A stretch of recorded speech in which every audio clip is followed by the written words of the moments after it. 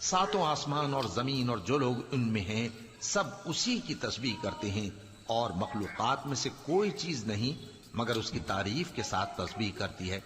लेकिन तुम उनकी तस्बीह को नहीं समझते। बेशक वो बुर्दबार है, गफ्फार है। और ए नबी, जब तुम कुरान पढ़ा करते हो तो हम तुम में और उन लोगों में जो आखिरत पर ईमान नहीं रखते छुपा हुआ पर्दा यानी हिजाब डाल देते हैं,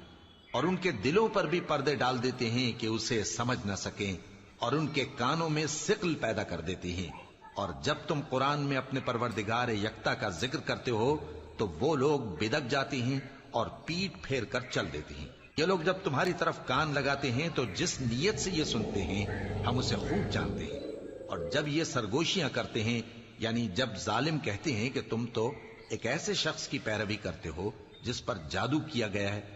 देखो इन्होंने किस किस तरह की